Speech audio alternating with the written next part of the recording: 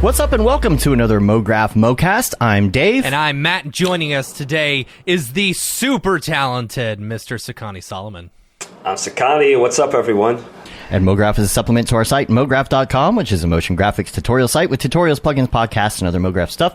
And on the show, we talk about everything ranging from motion graphics to Cinema 4D, After Effects plugins, render engines, doing business, doing taxes, being a contractor, or working for the man. You can email us info@mograph.com. Let us know what you think about the show. Questions, comments, concerns, queries, grievances, artist suggestions, show topic ideas. We're on Facebook, Twitter, Instagram, YouTube, TikTok, and mograph.com. Check us out there. TikTok. Did you see the TikTok I did this week for the camp thing? That was really good. I really liked that one. Where I almost did the thing with the fists, you know, and I didn't.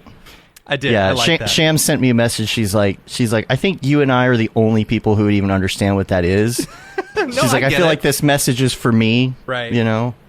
I gotta say though, like TikTok wise, I have found myself just like, especially with like, just it's like there's a 7-day news cycle, but they repeat so much of it on like Reddit, you know, so you read the same things over and over again all week. And then TikTok, it's like I'm getting bored by these, you know, just the TikToks and scrolling and constant scrolling, the never-ending scrolling. Never ends. And it's like, so I bought a OLED Switch this weekend, you know, and I've been playing it. I will tell you what, it is so nice just to be able to relax in a game and lose myself in that instead of losing myself in like constant like social media and stuff like that. Oh. Can't do it, yeah. I can't do another social. That's why I'm not on TikTok. It also just makes me feel old. So I'm like, I can't. You'd be surprised how many people our age are on TikTok. I feel like that's where a majority of the people our age are on. Now, well, I think. I mean, I haven't been on Facebook. The algorithm for me today. thinks that I'm a middle-aged lesbian for some reason. I don't know why. That is true. That is what content are you guys, Matt? Yeah, I don't know. I haven't been on Facebook at all. I opened Facebook today and I had like just tons of just random notifications that I didn't care about. I'm like, I'm done with Facebook. I'm so done. Like, I got over the addiction. You know, now I'm addicted to TikTok. And one addiction for another. I know. Yeah. I'm done for the next. We short show today. Yes, for actual real. Short show. For real. Sekani's got a heart out, and so we're going to try and time this all out, and we're going to try and get right to the good stuff. We quickly, though, wanted to do a very fast Camp Mograph update just to make sure everybody's on the same page before we get to it.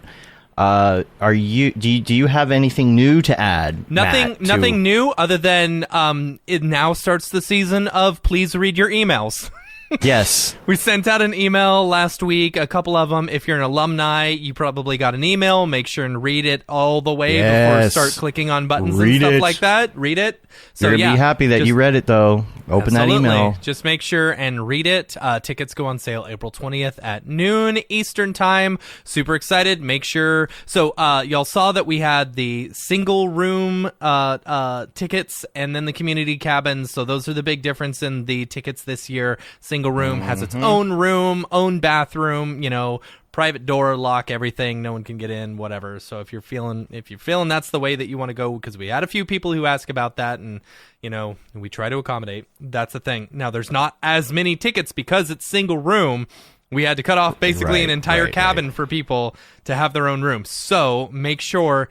If you're like, oh, I don't care whether I'm community or whether I'm single room, I would say go for the community because there's more of those tickets available than there are the single room. But if you're hard up, you know, bent on getting a single room, then go for it. But just to let you know, if you can't get them, you may not be able to get a community ticket afterwards because I got a feeling they're going to go fast. They may not. Who knows? Maybe this year is a fluke. Or last year was a fluke. We'll see. So, tickets go on sale April 20th. At noon Eastern. Make sure you set your alarms. We announced all our people. Check out campmograph.com for that. And big shout out to all of our sponsors, of course.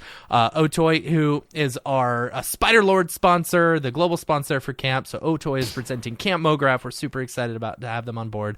Also, our village sponsors. Right now, you'll be staying in one of the two villages, either the Maxon Village or the Video Copilot Village. Super excited to have them on board as well. And our gold sponsor, Grayscale Gorilla. Super excited to have them them on board, and I'm trying to poke Chad to come. I think I've almost got him there. So no, I think he's coming. So? I talked to him this morning. Okay, good. Yeah. Good. We're good. Okay, Yeah. cool. So got to get him away from the computer for a little bit. Chad Ashley is going to be there. It's a surprise. Who knew? You know, Maybe. Allegedly. Allegedly, he'll be there. I think if we just go to the end of every show and say allegedly, then we're all this covered. stuff happened. Yeah.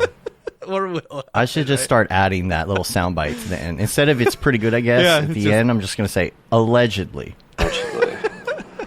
It's pretty good, I guess. Fine print. Allegedly.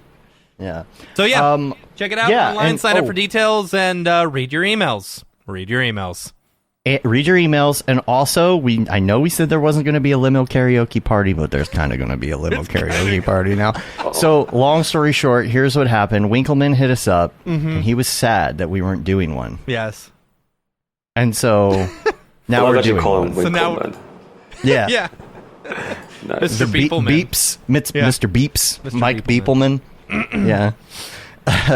So we are doing that, so look out for that. And the way that's going to work is I think we're going to do wristbands to get into the limos and go to karaoke. You will need from to the pinball find party. us if you want to get in. You know, we'll be checking all the limos and everything for people who are hopping in. We got super cool. Do you want to talk about the karaoke rooms? Can I let's wait for next week. Let's lock it all in because we're still working on the limo reservations. Not that many tickets. So yeah, I believe there will be. Oh, how many per cabin? There will be anywhere from 4 to 5 people per cabin. You know, it sleeps 12, but we always try and keep it down to like 4 or 5 per cabin. The single room can actually fit like 6 to 8 people, but it's got its own like full size, you know, like bunk bed thing or whatever. Yeah. So cool. Well, let's get to Sekani. And one thing I will say is if you like this episode and you're watching Mograph TV at the moment, just stay tuned because right after is going to be Sekani's interview with Isaac that was, I think, a few months back. So it's all Sekani all day today on Mograph TV. So make sure you check that out. I love it. So let's go to you. The last time we talked, Matt was out. It was us and Aryev because Matt had a baby, and you had just done your Star Wars deal. Wow. You know, so what's been happening? Yeah. Sheesh. Wow. I mean, the world has been such a whirlwind since then. That's like 2 years ago, right? I mean, since then, like I've been wanting to make another short film, but I've been dedicating most of my time to just, you know, focus on Cash App and Block. I think throughout my career, it's always like, all right, you know, I'll get through my day job work and let's get to the fun stuff afterward. But I feel like I'm in a pretty fortunate position where I actually get to create stuff that I like for my day job. So I can actually have a life now, which sounds pretty good. Yeah. The stuff that you're creating is awesome. Like it's very creative. It's very fun. It's interesting. I was looking at your demo reel earlier, you know, and it's like you have such a range of stuff on your demo reel. You know, it's not just like a lot of artists who are like, you know, say big into Octane or something like that, have that Octane look on every single one of their shots. Right. But yours is so different on everything that it's like, you know, no one couldn't hire you because they couldn't say, oh, you couldn't do that style. You know what I'm saying? Yeah, exactly. And I kind of tailored my reel to show that type of diversity just because, you know, in like the production world, you might be tasked or tapped to do something that, you know, is different from the job that you did before. And, you know, it's just like an interesting challenge. You don't want to get into a place where you're just recreating the same thing all the time, unless you're like, unless you're strictly an artist and you go by, hey, I make this one thing and that's what I do well. But that's not how, you know, I approach design. But I guess for me, you know, I love the challenge of making new stuff and just seeing what type of new aesthetics I could come up with. But I think it also stems from learning design in college, where like whatever you make has to answer a question, or you know, it's a solution that you're addressing a problem, and that thing that you're creating has to be designed to address that problem, not just to be arbitrarily good looking. Right. Yeah, totally. Yeah, the storytelling aspect, and we were talking to some friends. By the way, you have to pop in our Discord channel sometime and say hi. Shoot me the link. Yeah. I mean, we generally, I mean, we're there throughout the day. People pop on and off, but the morning time, it seems like everybody kind of gets their coffee and shows up, and it's kind of the cool water cooler part of the morning, right? And so we were kind of talking about you actually, and talking about questions and things, and something that Mark brought up was he was talking about the concepts that they do, and you're creating these, and he was asking me to ask you how involved and how much control you have over some of these concepts, because I think some brands sometimes are afraid to take a risk on certain things, and so how much control do you have over something? Like, are you coming up with the concepts from start to finish? Are there more people involved? How does that work? Yeah, typically for a lot of the work that I do, I get to conceptualize it and carry it through to final execution. That's super rad. It's fun. Yeah, it's really nice, because this is the difference between working for the client and a studio. Like, when you're working for the client, you are the expert in the field, and people are looking to you for that guidance and that leadership, versus at a studio, you're working amongst like a group of artists, and maybe all you have to, like, everyone's familiar with like the production pipeline and how 3D works, right? But in a larger company, you're working with a bunch of other people with different skill sets that aren't in design at all. So you have to be able to communicate, walk someone through an idea, carry them on the journey, kind of convince them to go through this path, and then guide them through the production cycle of it, understanding timelines and stuff like that. So it's definitely it's definitely a different challenge from what you would expect in like a studio or agency. But I think what you get then is your ability to provide more value, because instead of going to a studio, they could come to you and a small team to create stuff in-house, which is really nice. But the Cash App brand does allow for a lot of creative flexibility, which has been really nice, because I've gotten the opportunity to kind of showcase my full range of skill set. Yeah. So long story short, yes, I am very much involved in all aspects of the production, especially the concept. So do they come to you and say, hey, it's like, for example, I'm assuming you're doing a lot of the stuff like the Instagram posts and stuff like that, because some of the posts, like the animation is super rad, and it's just like a really cool animation. But the text like that associates with it is not necessarily associated similar to the, not all the time with the animation. It's like, do they say, hey, we've got this idea, post that we want to do, and you just throw the concept out there? Yeah, I think it depends. Like, I haven't done anything on social in a good while, at least I would say over a year. Okay. But before, a lot of the animation I would do for social would be like a Cash App Friday.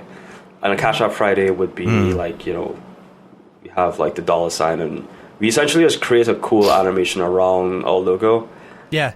That kind of symbolizes like a giveaway or something like that. So for those, that had like a little bit more creative flexibility. Kind of like what you do with your logo? Because don't you have like let me pull it up actually. Yeah, no, that's exactly it. But then, like, we did this connected TV campaign last year, which was like a extension of the rules that we created in the App Store.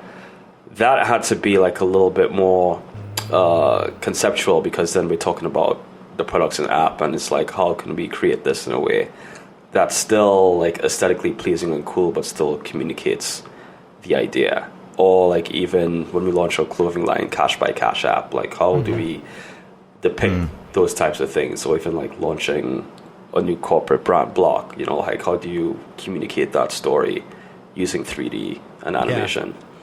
Gosh, this stuff is so freaking gorgeous, dude. Thank you, man. Thank you.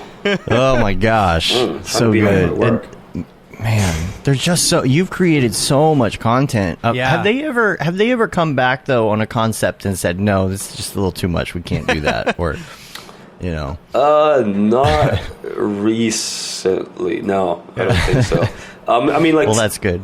Yeah, typically I definitely try to tailor things to, the brief or what's being asked for. So, like, anytime I'm presenting something, it's always rooted in the thing that they want to solve. So if they're launching a new card, like 100 Thieves, I have to come up with a concept that grounds that card in the, or just, grounds the animation in the card. It can't just be cool for the sake of being cool. Yeah. Right.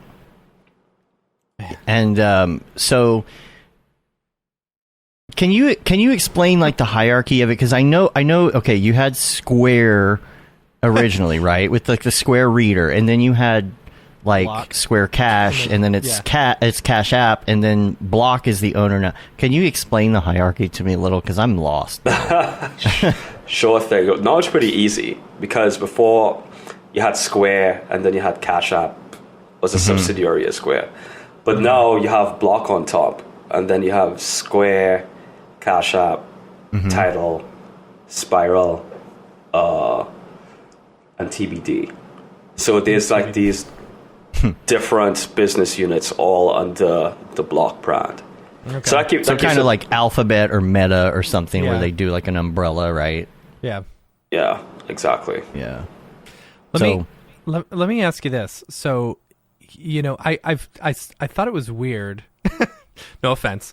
I thought it was weird that it's like Sekani went to go work for like Cash App, versus like, oh, Sekani went to go work for Marvel, or Sekani went to go work for like one of these other like big like studios, or Sekani went and started his own studio. Not surprising. It's like of all places, and you've been there a while. Which it must mean that the work and the value and like the stuff that they're giving you is very fulfilling. You know what I'm saying? Yeah. Like, I remember even going back to Imaginary Forces to visit a friend, and I was telling them, oh, hey, I look at Cash App. I was like, oh, what? Yeah. Yeah. Why would you do this? This doesn't make any sense. But for me, it's always about where can you provide the most value, and who is able to, leverage that value and compensate you as well. Yeah. So like when you think about the traditional, I guess, agency studio model, you have your client, you have your agency in the middle, and then you have like the studio. Sometimes you have the client and the studio. And every tier you go down lower, like money has to filter through a layer to get to that person. Right. So I remember thinking that, even back from my days at Imaginary Forces being like staff, I would see freelancers come in, they would come in, they would make more money, and then when their booking was done, they dipped, and then I would have to pick up the slack from whatever, they left off. And if they wanted a raise, they just raised their days. I was like, oh, cool, they're leveraging their time in a better way, so let me go try do that. Cool. Then I had the opportunity to work at Apple, and I think that really, I did a freelance gig there. That really kind of opened up my eyes, like a whole different playing field, which is tech, that I think more and more people are starting to migrate in. Just because the rates, larger day rates, larger compensation in general, but also when you're working at the client, you're providing more value, because then you're having you execute the work versus paying a studio to do it, which, in turn is saving them a good bit of money. So then the opportunity to work with Cash App came up, and it was really interesting because they had a brand that allowed for creativity and, some flexibility, but they had zero infrastructure, like no PCs. Like, I had to build that infrastructure from the ground up. But, oh, wow. There was a lot of learning from my end, because now I wasn't just, creating, let's say, like the goal isn't just to make something like a title sequence. You have to make something, but it has to be functional. Like, say, for example, if you put a post out, you see how it performs. And, that's something you have to keep in mind as well. But for me, the thinking was, hey, I could come into this tech company and offer a skill set that they don't have in-house, which in turn saves them money from going to a studio. But the quality of work that they can get would rival, or it would feel premium, like it did come from a studio, which in turn is valuable for them, especially in a field that we do have other competitors, and we need to find a way to stand out from a brand perspective. So that, I guess, was some of that initial thinking back then. It's always about like, where can you leverage your time better? Hey, this is Dave. I just wanted to stop for a moment and thank our sponsor, Otoy, the creators of Render Network and, of course, Octane. But I don't have to tell you that. You know who they are. You see the results of their render engine all over the interwebs, and we're very grateful that they're supporting what we're doing at Mograph.com, from this podcast to Mograph TV to events like local meetups and Camp Mograph and all our community building efforts. We can't wait to show you what's in store, all thanks to their support. Go check them out at otoy.com. Now back to the madness. That's got to be fun, though, doing like the infrastructure, like getting to have a budget and say, oh, I'm going to get all these computers and plugins and all the things, When you started, was it just you? And have you branched out to like hire more people? Yeah, are there more people? A great question. So I sat on a brand team where we had different people doing different things, like graphic designers, you had like 2 creative leads, technologist, but I was the only like 3D motion designer. So now I have a team of 5 people, but then like nice, our design team just across brand and product is like 100 people. It's huge. But yeah, like everyone wears different hats. There's just, when you get into an organization like that, you have to start thinking about the business as well, and just start taking into consideration a whole other slew of things besides the motion graphics, from like team organization to just how the organization is structured, how process work in terms of intaking work, best practices for getting that work done, being able to present and coordinate with cross-functional partners. It's just like a lot of different business things. Like you have to be familiar with research and just a lot of other things you have to filter in on top of being able to work on best in class motion graphics in 3D. Right. You got to be able to combine that and find a happy medium, be a translator, I'm sure, in a lot of situations. And then like when you're coming up with these concepts and things, are you able to, like, do you have time to do like R&D? Do you do like experiments and throw them at anybody, or do you just do it for yourself, or do you have time even to do experiments? I think it depends on the project. Usually no. So I have to be, I guess, very intentional with my process and be like, this amount of time to get this design in a good place, because I need to move over to the next part of the process to get that done. So yeah, I mean, it ebbs and flows. Some projects I have like weeks, some projects I have months. But months might be 2, 3 at max. How many projects are you working on at a time? At any one time? Depends. Like, because some projects I'll be on in different capacities. Right. So some will be oversight. So I'm probably on like 3 or 4 projects right now. But again, in just different capacities. Yeah. There's so much stuff when you look at your reel too. You have a lot of cloth. You've got a lot of threads and hair, and all these very detailed, intricate textures and things. Is there anything recently that you've been messing with a lot that's really like helping you push forward in design, or are you Cinema 4D and render engine of choice all day, or have you been like moving into other areas? Man, I haven't really had the time. It's so tricky now because there's so much more 3D to look at that people are getting used to things. So remember back in the day, like all these sick Man V Nike ad stuff, like that even is becoming a little less impactful. And I think it's because I think a lot of the stuff they did worked well because it was rooted in an idea and it helped the story or like whatever they were presenting. And like now the way we even ingest the work, like we're scrolling, we see something, we kind of move on. And like sometimes if it's just like a cool effect, but there's no kind of tie, it doesn't like help to push forward an idea or a story, then for me at least, it's cool, but it's kind of like I've seen this, and I think what I've been putting more emphasis on is design. So not like learning a specific tool, but how can I visually design a scene so it feels different, or it solicits something, or it pushes forward an idea. So there's nothing specific I've been like honing in on from like a technical perspective. Like I used to try to do Houdini, but I was like, yo, this is taking so much time just to figure out how to get this to work. Right. And what are people going to care about more so, like the design of it and the idea behind it, or like this really cool effect? And it's just for me, because I'm doing so many different things that it's difficult for me to, I think, learn Houdini right now and have a life. Right.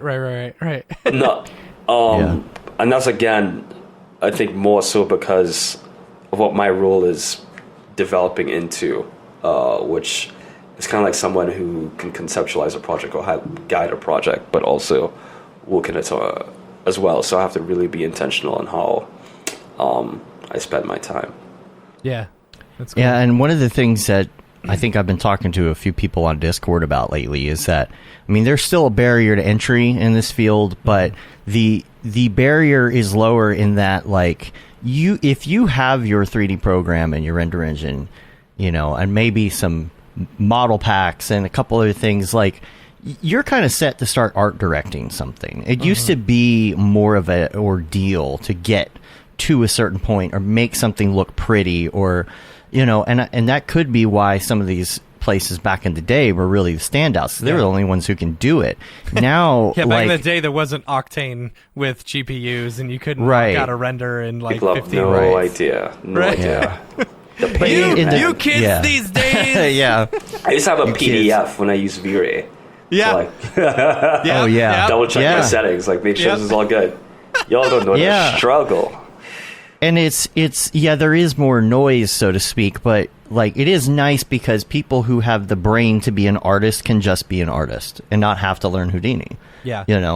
And have all of those pieces of software and assets at their disposal, which is really nice. So you can just jump in a scene, put some lights in there, art direct something, and get down to art right away, as opposed to how do I set up the sim? Hold on, let me watch 4 hours of tutorials first. Right. You see, I would argue too that I think that makes the bar to entry even more difficult, just because like you pop out a photorealistic render in 2013, 2014, like you're a god. Yeah. Now it's like you could assemble a bunch of Megascan assets, you can make a very beautiful scene a lot more simply. So some of the things that used to be impressive aren't as impressive anymore. Exactly. So now everyone's always like, oh, what's that extra thing? And then that was Houdini, like, oh, damn, bro, these Houdini sims are wild. I think that's still very, very impressive. But I think, at least for me, I've gotten a little desensitized for it. I think where it really works is where it's like, that was a very smart way to implement that effect that really was clever and pushed whatever you were trying to say forward. I think, to me, that's the thing that makes something feel above, when it feels smart. And now we got to rely on story as well, because, if you're going to stand out, now it's about the actual storytelling. Kind of like it should be, you're good at the design, but like exactly what you're saying, like, why are you using this technique? Why is it relevant? Are you using it just because you saw a tutorial and you thought it looked cool? Or is it really something that drives that story? So have a question in the chat real quick. From Jackie said, are there a lot of tech companies looking for motion designers right now? Going back to I you believe saying, so. Working for Apple and then moving over to Cash. Yeah. Like, it would seem like there are a lot of tech companies looking for them. You know what's funny? Like when I was at Apple, it was interesting because there'd be all these superstars in the industry and then they just disappear. I'm like, where'd they go? I'm in Apple, like, oh, you're here? Wait, you're here too? I'm like, oh, wow. So a lot of people were just kind of like secretly making this transition, and getting the bag. But I think what you get too is like some really good work-life balance. At least when I worked there, I would leave at 5 most days, and you get there at 10. That's good. That's real good. If you're really keen on making personal work, I think that allows you to still have the time to create some cool stuff. But yeah, I think companies are hiring. I think it might be a little bit more difficult to get in as junior talent, just because, especially if it's a newer company that's scaling, they kind of want people that could take care of it, because they're not experts in this field at all. So whoever they hire, they're going to look to, at least initially when they're building out this team, and as that team scales, I think they'll kind of allow for more junior talent. But also, I always advise anyone that's getting into this field to start at a studio. Go to the place I agree. where you'll learn the most. Do not think about the money. Just don't get screwed over.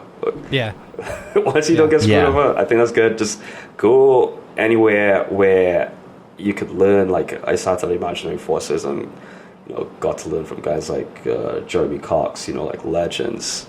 And that was really pivotal in my just learning process.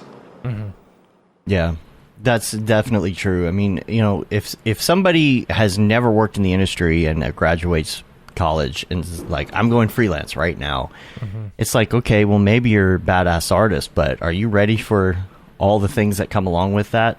You can create some beautiful Instagram posts, but can you actually follow direction, Or not even that, but like, are you ready for the taxes and all the other, paperwork and everything that comes along with it? The finger thing means the taxes. That's something to consider too, and maybe you'll learn some of that if you go to a studio first. Yeah. Besides, the obvious part, which is learning more about the art, but or just feedback. Yeah. I think that just builds that backbone to understand that, hey, this isn't personal. This is all in service of the work, and if you're getting feedback, it's to improve it, and also not to be as precious with things. At the end of the day, you're making something for a client, so you have to have a certain level of separation. But that doesn't mean you can't be passionate about it either. I've even tried to teach myself that in my own work, because you'll get to a point with a piece of something. Say you're doing a daily or something, nice, something simple, right? And then you get to the end of it, and you're not 100% happy with it, but you're like, oh, I'm just going to post it. Yeah. Right? Well, being okay with the fact that it's not okay or not perfect works kind of two ways, right? Like, you can say, okay, I'm just going to post it because it's a daily, it needs to post, and that's fine. But there's also a part of me that has to be okay with starting over. Let's say I have a scene and it's just not working, and I've adjusted all the camera aperture settings and tried all these different things with the lights and the samples and exclusions and inclusions, and like, I'm not quite happy with it. Part of me would want to post it, and part of me would just say, hey, you know what? Delete all of it. Delete the lights, delete the HDRs, delete all this stuff, start over. And let me tell you, I've done that quite a few times recently, and being okay with the change and just saying, you know what, it's okay to start over on this, you know. It helps me with client stuff too, because I know the clients are going to say, hey, I think we should change this, or we should start over on this, or do it a different way. Yeah. It helps me to be okay with change. It's hard to take the change. It's hard to take criticism too. And it's not even like, criticism's usually not even bad. It's just a suggestion or something. Yeah, and I love that you're saying, like if you put your 100% into it, and you keep on messing with like an animation until it's actually absolute perfection, and then you send it off to the client and they change it. It's like, you're gonna take that really personally. That used to happen. There was a guy that Dave and I used to work with, mega talented artist, right? Super talented artist, but he would spend so much time on all of, Dave knows who I'm talking about now.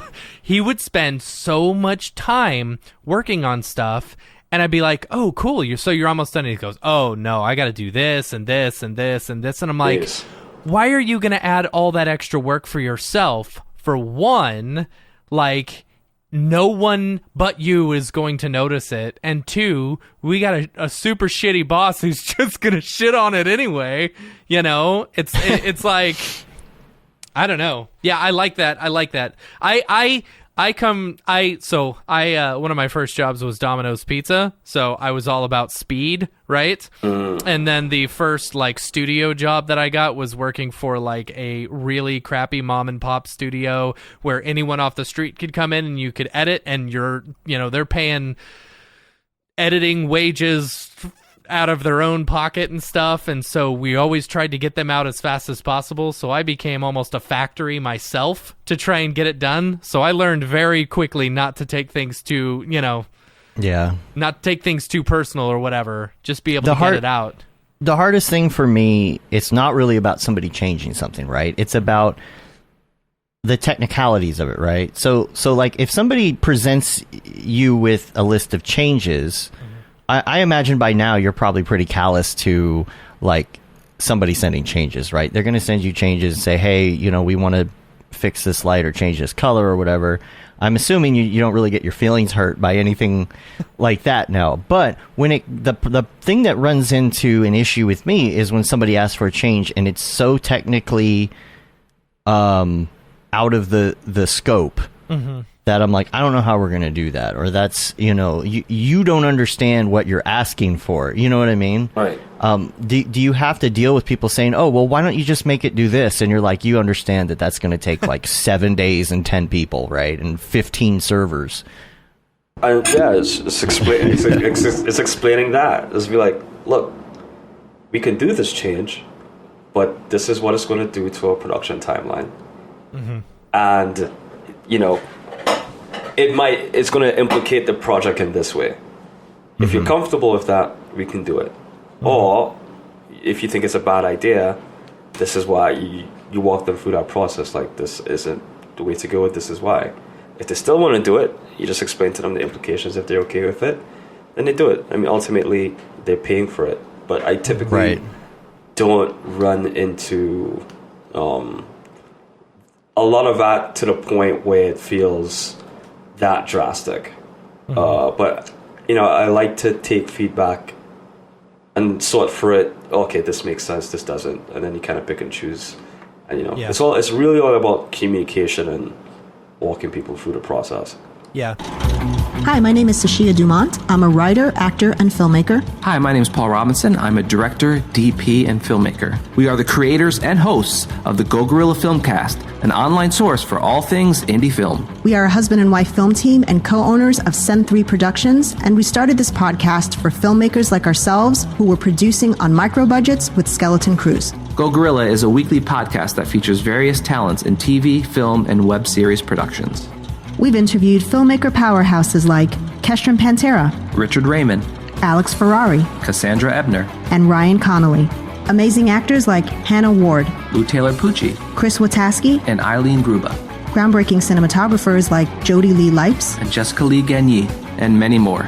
We also offer weekly reviews of our favorite films and shows, which vary from low-budget first-time filmmakers to A-listers and everyone in between. Go Gorilla is proud to announce that we have officially joined the Mograph Podcast Network. So if you love filmmaking as much as we do, tune in every Sunday for a new episode of the Go Gorilla Filmcast. Your source for all things indie film. Now available on the Mograph Podcast Network. And you have understanding people working with you, it seems like, as well. I mean, sometimes if you're working for the wrong person, they're not going to take that and take that as an answer. They're going to think you're saying no or you're pushing back or, when in fact you're trying to help them understand because they're not artists. Yeah. Right. And the other thing too, because I don't typically work in like a client artist type scenario. It's like, if you're on this team and you're coming for us to solve a creative problem, like that's our realm.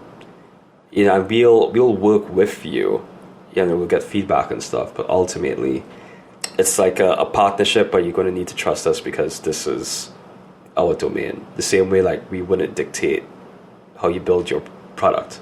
Right. So it's kind of different in that sense, where it's just like a straight up client where they're coming to you to just do this, and they get the last call. Yeah. Hey, puppy.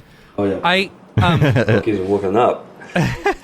I would another thing that I was going to ask, because you were one of the first motion designers. So you basically, they brought you on to basically, I would assume, build out an internal studio for them to be able to use, correct? Yeah, that was the initial idea. Yeah, and so with that, I've had this happen before where it's like some of the people that I'm answering to aren't necessarily artists, and so, or don't understand the process. And so there's a certain amount of education that you have to, give to, people within your team so that they can understand that.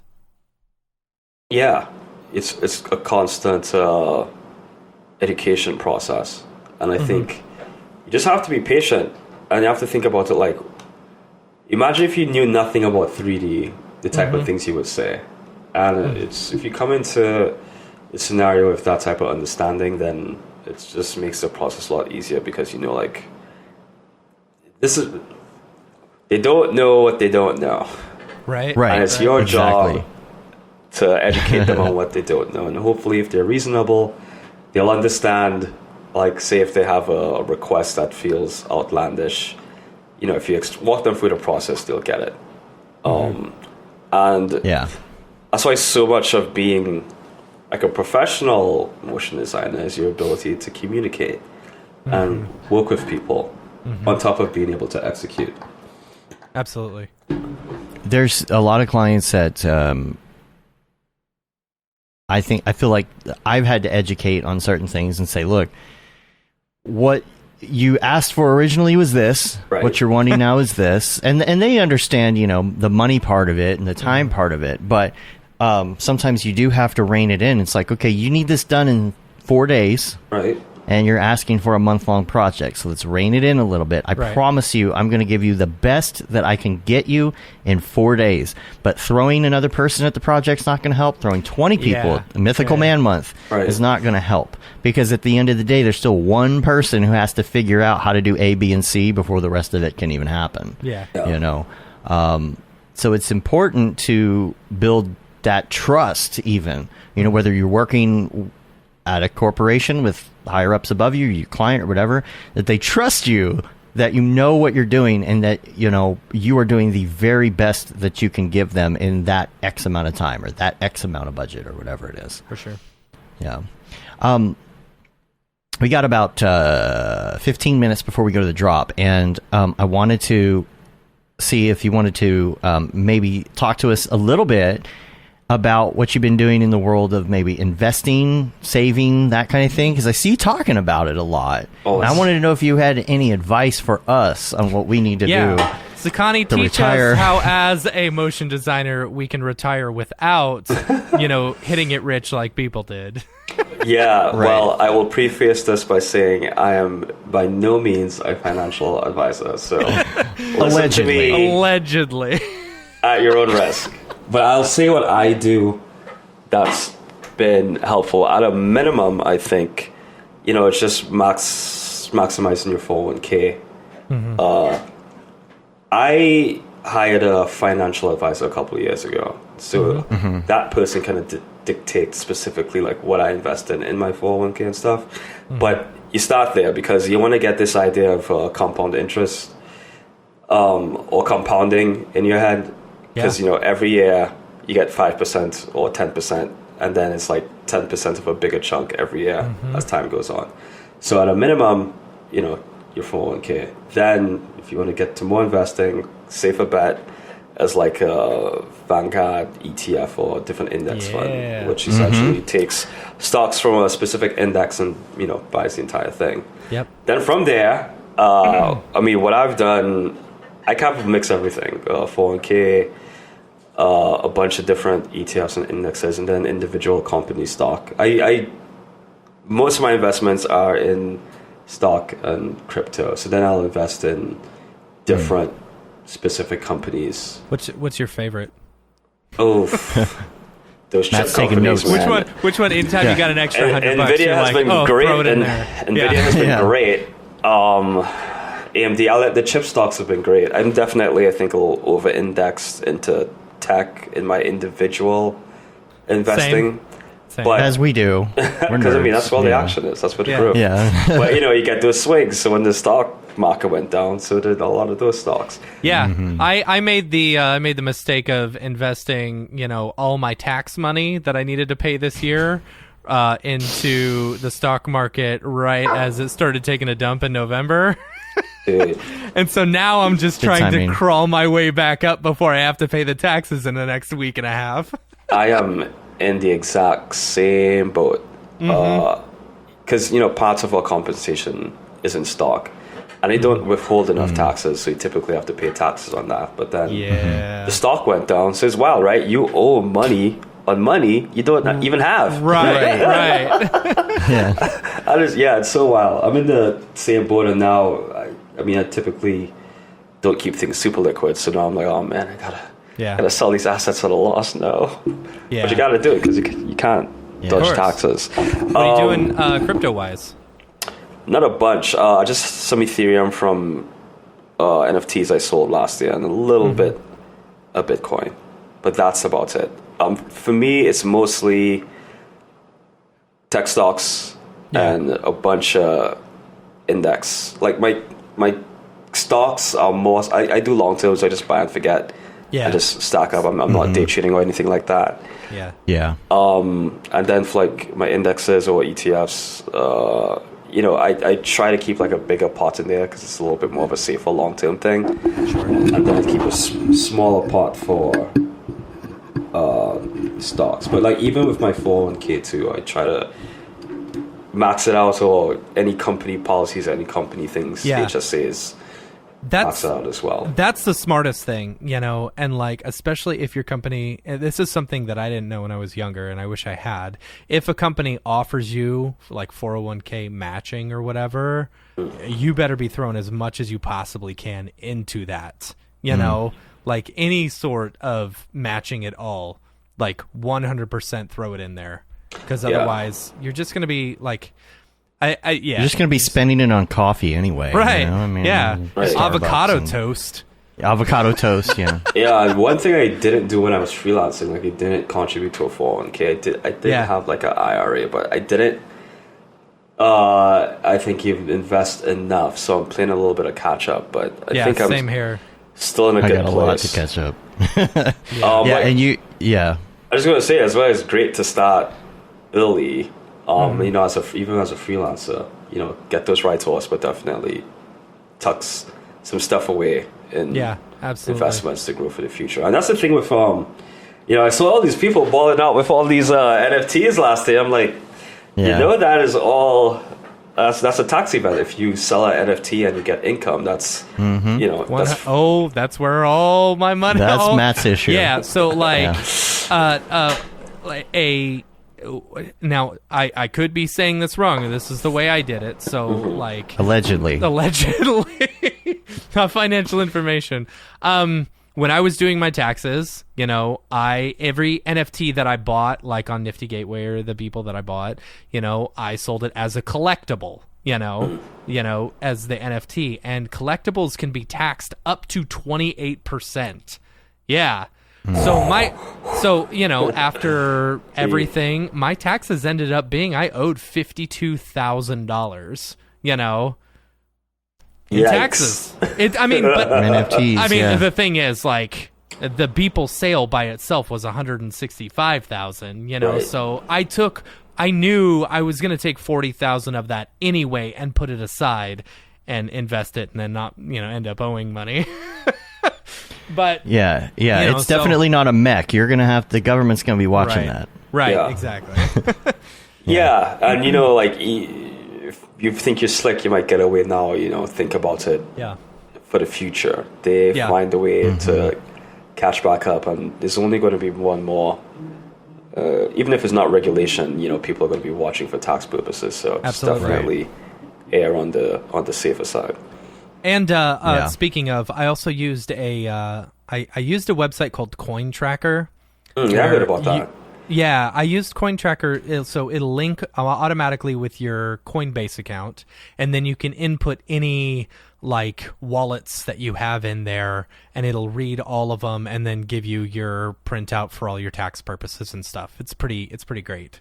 You know, it does cost. It cost me like $180 to do it, but still, you know, to not have to go through every single transaction and figure out whether it's a plus or a minus. That's a lot. Yeah. So definitely, I need to continue working on my saving. I saw something you posted, and I don't want to misquote it because it was a long time ago.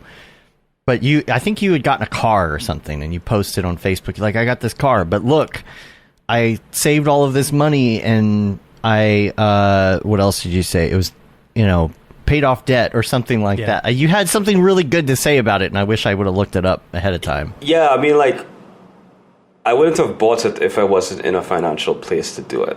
And that's the thing that's important. Like, I would never stretch myself to flex or something. It's something I always wanted, and then, like, I talked to my financial advisor about it, planned for it, so it didn't really have that financial impact. And, you know, it's about planning when you want those types of things and being, at least for me, strategic. Like, the last thing you want to do is put yourself in any type of jeopardy.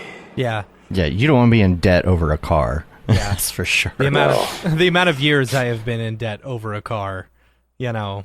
Yeah. And, you know, fortunately, like, well, for one, the reason I bought it is that it was an insane deal, and now it's appreciated, so it's actually worth more than I bought it for. So I could just sell it, and, you know, it's like I've been driving a car for almost 2 years for free.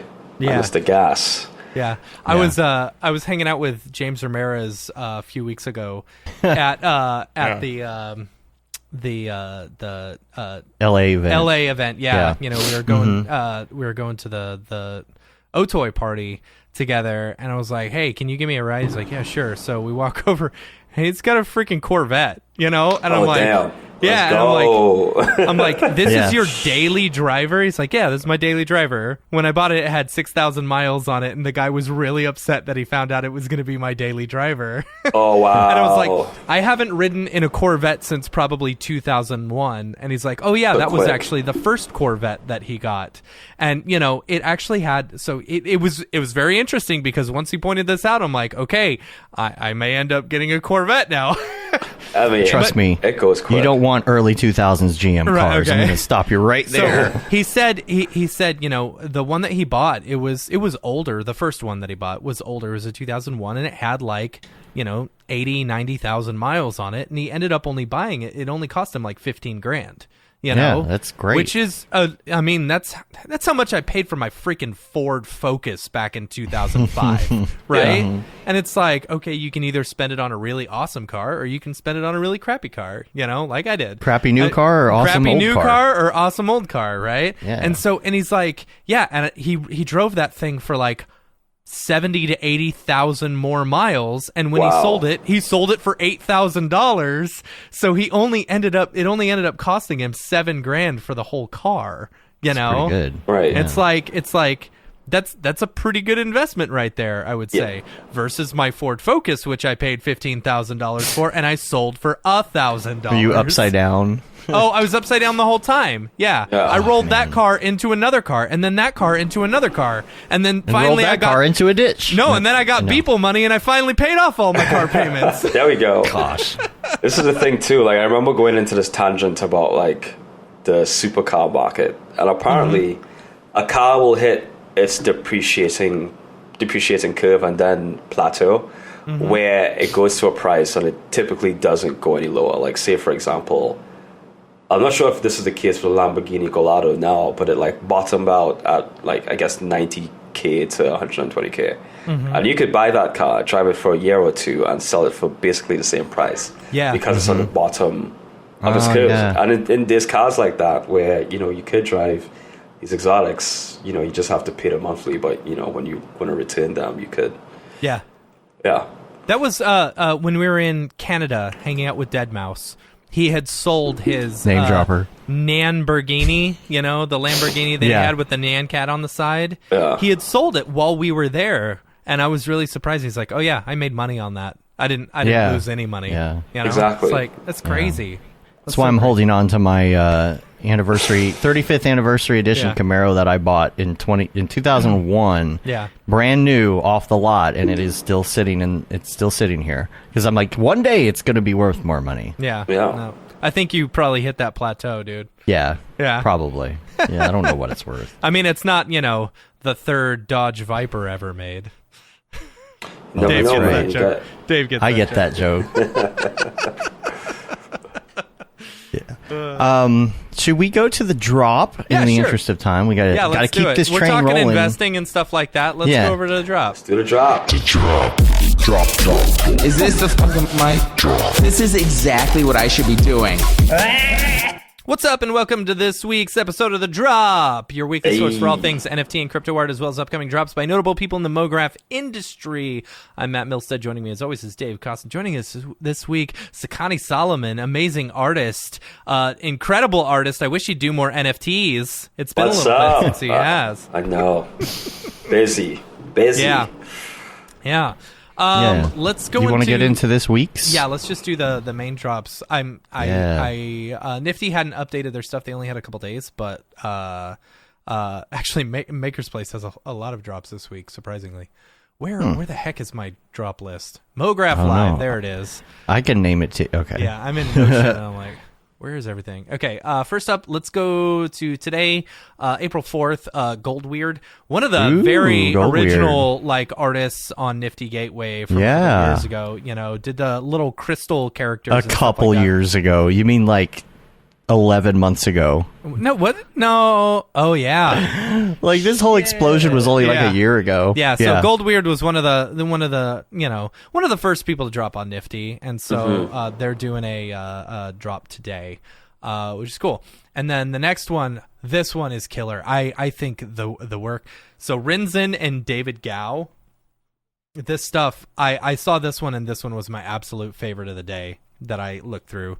You got that, Dave? It's on Instagram. I'm looking for it. Oh, okay. There's two links. That's why I'm confused. All right, here you go. This one right here. This Instagram one, so cool. Oh, that's cool. Yeah, it's called Four Portals. Super cool work. I really dig it. You get your standard crystals like you see in all NFTs nowadays. But I love the addition of the portals with it. I think that's a really good.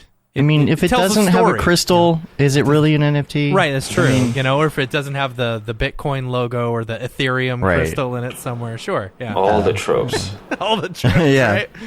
All right, then tomorrow, April 5th, Marco Mori is doing a drop. Really fun stuff. That is pretty. Yeah, I know, right? Really cool stuff. Good stuff. There's some good ones this week, man. Yeah, look at that. Really cool. I love the jiggle effect on the hair.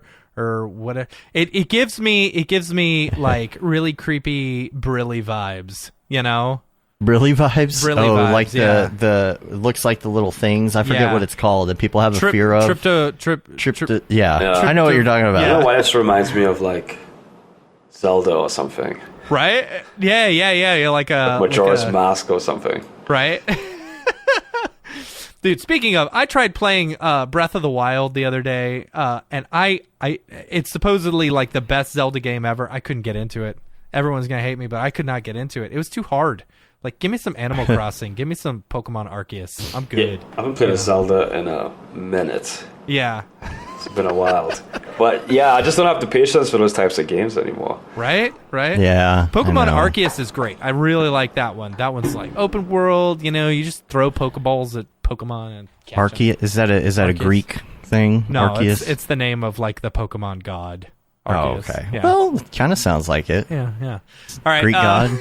Speaking of Greek. Okay. Okay, so yeah, that's it for Nifty Gateway. That's all I got so far. Maker's Place, moving over to Maker's Place tomorrow. Leo Calliard is doing a drop. This one's called Speaking of Greek. Meta Statues.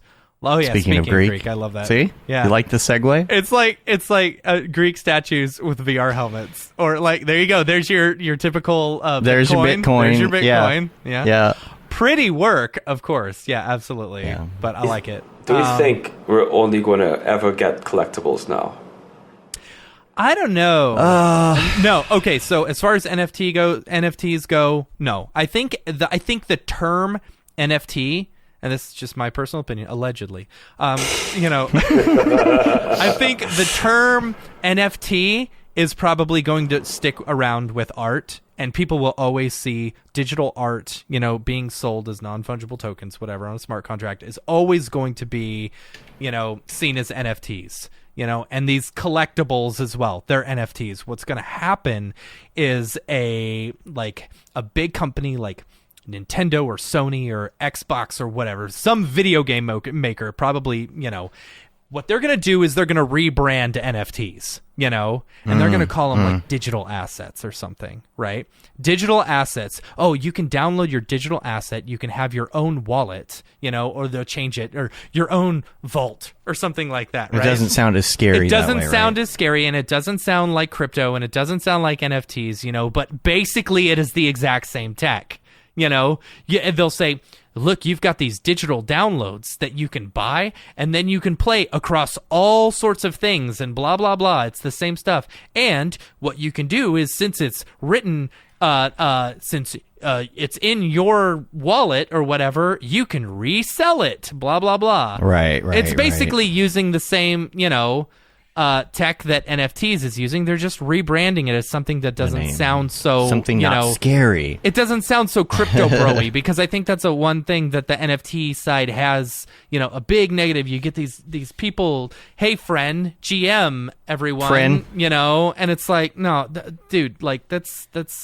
whatever. It's very. I'm gonna ape into this. And it's I'm like, going to no. talk baby talk about NFTs. Yeah, it's like, this is the thing I don't get, right? We're building this open, decentralized net, but yet there's all these kind of clicky type terms you have to use to be part of the community. Yeah. And who will dictate who is the community if it's supposed to be open for everyone?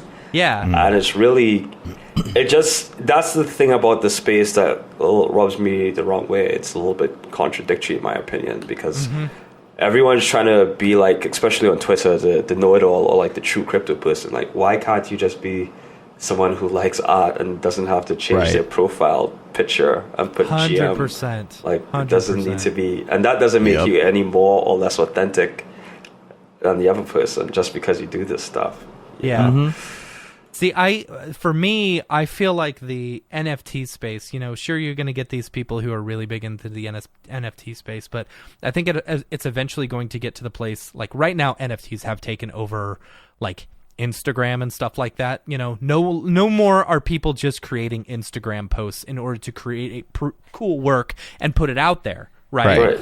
I think a lot of people, a bunch of people are creating NFTs, but eventually it's going to get to the point where you're able to do both. You can create cool artwork, you can display your artwork, you can show it, you can present it similar to the way you can in Instagram, but then you can also sell it if you want, and it's like, it's not going to be so spammy. It's not going to be so, hey, buy my NFT, blah, blah, blah, blah, blah. It's going to normalize, hopefully. It's going to normalize, absolutely. Hopefully. So an artist can be an artist, and if someone wants to appreciate the artist, they can buy their work for, nothing, or like $1, or they can buy it for $1,000, depending on the worth that they give to the, that the artist gives to their work. Because I agree. I think we got a comment last week about it on Instagram. It's like, about the negative parts of NFTs, and I completely agree with that. Absolutely. Like, kind of the stuff Matt was talking about last week too. Is not a huge fan of NFTs. Yeah, that was a spicy episode, and a lot of people like really like responded to it. I was like, wow, okay, but they're not wrong in that there are some toxic parts of NFTs. It's about, well, what positives can we take out of this, and what good things can we continue to use? I think there's a lot of good things. Like it's a means for people to actually capitalize on their digital art, which is 100%. I think that's amazing. For me, some of like the cultural things about it are a little dicey in certain places, but that's not a comment on the entire community. It's just specific aspects, and I feel like everyone should be able to tackle or approach NFTs how they wanted to. And you don't have to, do all the tropey things that people do. If you just want to post your stuff, sell it, that's cool. But yeah, that's the thing. That's what I missed too. It's just scrolling and just seeing cool art for the sake of seeing cool art and not being like, oh, buy this. Yeah. There's a void for sure. There's a void in that, you know. But, But I'm just going to say too, that just also impacts how the work is created too. Now it's like these little vignettes or these little collectibles. And it's all technical. It's not artistic, right? Yeah, I just missed that little, even if it's 20 seconds, something that like explores a new idea, a new theme. We don't really see that as much anymore. Especially with the collectibles. Like collectibles, everyone's just hoping that they can get the next ape, you know? Yeah. Like, oh, that these collectibles are going to turn into the next ape. And it's like, you know, then you see like Mechaverse. It's drastic fall from grace, but it's like, I think that whole area is just like all the like super collectible, all that is so far out of the Mograph realm at this point. I think so too. You know what I mean? Is. Yeah. I don't know. For me, I really love good artist art. And another crappy part about this is like in early days of Nifty Gateway and early days of NFTs and stuff, I started collecting certain people's art, you know, because I really enjoyed their artwork, you know, like Blake Catherine, one of my favorite artists. I say it all the time. I love collecting her art. You know, but a lot of these artists are getting too expensive for me now. That's why I really liked the open edition stuff at the beginning. But any artist, any NFT artist who did really well in an open edition previously is now hurting really bad because they had so many editions out there. You know, that's why so many of them are doing these burn mechanics and stuff like that in order to make, you know, less and less numbers of those pieces of art out there. Yeah. But it's like I think it will get to a point where when it becomes easily accessible, where an artist can post something and then easily sell it, you know, in the same place that they're displaying their stuff, and like they can make it $50, something like that. You know, you'll be able to collect. It'll bring back the same hick and yuck like feeling that people had, where it's like, oh, I'm just gonna make some cool art. I'm gonna sell it for like $5. Buy my art. It's fine. You know, I got like 20 pieces. Buy it. You know, it's like the buying and selling and trading and stuff. I like collecting my friends' artwork, but some of it is just so expensive now. Yeah. You know, gotta make that money. Gotta make that. Yeah, gotta invest my money and then invest it all in render tokens. Yeah. Render tokens. That's where. It's I'm glad people could also make that. I think it's cool too because it provides an avenue for people to make just like a lot more money than they thought they could have. And I've seen like talented artists achieve that, which has been great. Yeah, absolutely. I don't know what the longevity is, but you know, if you could make some coin, I think that's also dope. But I just remember, like, when was it? 2021. It was just so wild. Last year, this time? Yeah. Oh my gosh, it was in full hype mode, and you start questioning your life. It's like, oh man, if someone could just make all this money doing NFTs, like, what are you doing? Yeah. But, you know, it's all about, I guess, longevity. And, you know, I think if you could make a career in NFTs, that's amazing. Yeah. But, you know, if you didn't want to do that as well, you know, being a professional, still consistent, you'll get work until you don't want it anymore as well. There's a lot of work out there right now too. I mean, you've got so many people retiring, all these big companies, you know, needing help and stuff like that. It's been missing artists because they all went off to do NFTs. Absolutely. That's another big thing. Like a bunch of these big name artists went off to go do NFTs, and it's like that left a lull in our you know, industry. It's like someone's got to fill it. I am totally fine seconds. It's all right. with filling that hole. Like I've been, you know, staff at a cash for like, you know, I've been there since 2018, and studios still hit me up. I don't freelance like that anymore. But if there's a demand, they're going to reach out. Yeah, totally. Matt, you got two more of these. Got two more. I'm excited about this next one, by the way. Yeah, Yi Ying Liu and Block Show doing a thing for New Kids on the Block. Oh yeah. Oh, maybe that's the name of their thing is New Kids on the Block. Maybe it's not I thought it was with for New Kids on the Block. Yeah, because I'm looking at it. I just looked at the title, and it's like got the little icons, and I'm like, oh, okay, these are just the New Kids on the Block.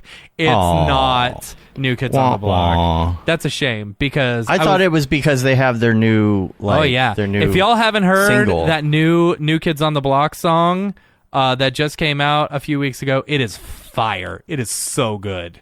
It is so good. Yeah. All right, last one we got is, this is pretty. On the 7th. Jonathan Nash is doing one called Playing the Market. Yeah. Hodl. This is pretty. Pump it, yeah. I mean, it's your same typical NFT right? tropes, All the tropes and stuff like that. Uh-huh. A little play off of it, like funny. Fall Guys, that's what I see. It's good Oh work. yeah, it's very kind pretty. of Fall Guy-ish. Yeah. It's super pretty. But yeah, Totally. so that's the last one. And that's all I got for the drop. If you or anyone you love is doing a drop, feel free to email us info@mograph.com. We'll show it on the show.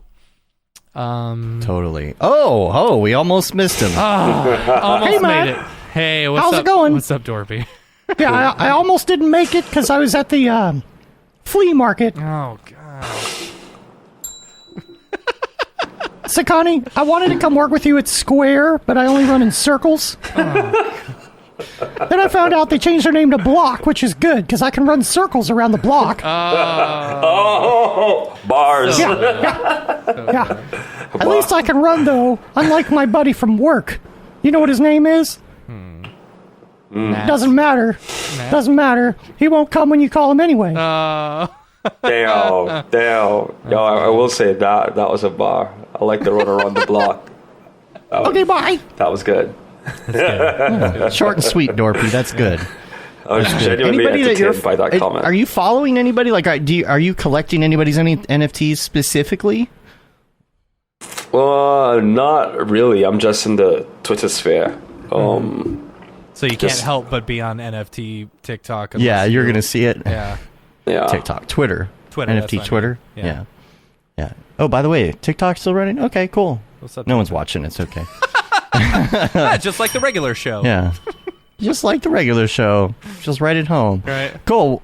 Why don't you play us out, Matt? Because I know we're on a Making time limit. Thousands and thousands of hours of content for no one to watch. There you go. It's the American way. American way. Yeah, I already did it. And then you brought yeah. up Dorpy. So yeah, let's get back to That's the right. regular show. Is this the fucking mic? This is exactly what I should be doing. And we're back And to the we're regular back. show. Yeah. Connie, thank you so much for being on the show today. We got worries. links. We're gonna be putting links up in the show notes, and we'll link to your site and everything, and but also let everybody know where they can find you on the interwebs if they want to check out your sweet work. Got it. Hit Are you Instagram? Are you still Instagramming? Yeah. Vimeo.com/Sekani. Yes, I still use Vimeo. Yeah, I I'm know. not ashamed to admit it. At Sekani_Solomon for Insta. At Sekani_Solomon for Twitter. Okay, I'll make sure to put that in the notes. That's gonna be hard to remember. Yeah. Yeah. You got Cool. this, Dave. Oh no, I'm lying. It's just at Sekani Solomon for Insta. I don't even know see, my I own need to link handle. it. Jeez, I'm the worst. Dude, thanks so much for like hanging out with us. Like it's Yeah, been man. too long. Like we're jonesing to hang out with you in person again. Yeah. You know, like back in the day. Yeah, Chad hit me Yeah. up. He's like, coming to NAV? I'm like, damn. Yeah, everyone's Yeah. super pumped. No, you gotta Pump for it. get cash to pay for that. Be like, hey, There you this go. is research. I really need R&D. need you. Yeah, Yeah. R&D. Yeah, it's not Plus a bad mental idea. health. What's mental? Yeah. Right. Plus mental health. Yeah, I think Win-win. it would be great one day too if you could, start presenting some of the work that we're doing. Yeah. Yeah. Formats yeah, on, yeah. I think. When you were in New York with us a couple of years ago, you showed off that cloth stuff that you did. I think it was Marvelous Designer. And yeah, I would Yeah. love to see more of what you're doing with some of this stuff. Oh yeah. Yeah, that was a cool project too. Yeah. Cool. We're going to Cool. get out of here. You can rate us on iTunes, leave a review, subscribe on your podcatcher of choice, help get our ratings up and things. Subscribe to our newsletter. I think we got one going out Did it already go out? Is it going out this week? I don't know. Maybe this I haven't looked at it. I should probably do that. You can say you've been there, done that, got the t-shirt with the Mograph logo tee, Paul Babb, Feel the Bab 2020 shirt. All the profits from that go to Doctors Without Borders. Get yourself one. Render Things t-shirt, hoodie, long sleeve tee, the Mograph Blandishment shirt, and of course the That Render is Fire shirt, which you are only allowed to wear, ironically, unless you're shams. Yeah. Because she says fire all the time. You see, that's the joke. That's the joke. Oh, yeah. boy. And we're on. There's the pup. Oh boy. Oh man. The other Dorpy. I forgot to put him up before the show, and this is the first podcast that he's actually been able to sit through. Nice. He's normally in his crate, aren't you? So excited. And yeah, that's about it. We're on Facebook, Twitter, Instagram, YouTube, Mograph.com. Thanks again for being on. Till next time, I'm Dave. And I'm Matt. I am Sekani. Have a good one. Later, yo.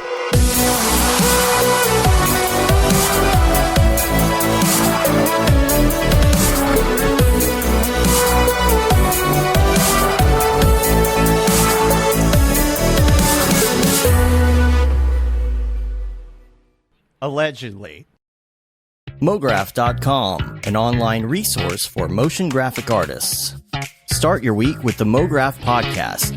Industry news, interviews with your favorite artists, and terrible humor. Watch live shows and interviews from Mograph events like NAB, SIGGRAPH, Half-Res, and local meetups. Our Mograph Talks feature live demos and motivation from artists all around the world. Sometimes you gotta make stuff that you're not gonna put on your reel, and I'm not here to judge. What if Rick and Morty show up for the countdown at midnight? That's where I peaked in life, in my career. We gotta stop this thing, Rick! It's gonna kill us all! Hear from the people that create your software, design your render engines, and artists that are changing the face of modern motion graphics. You get that render done. Yeah, you better frame what?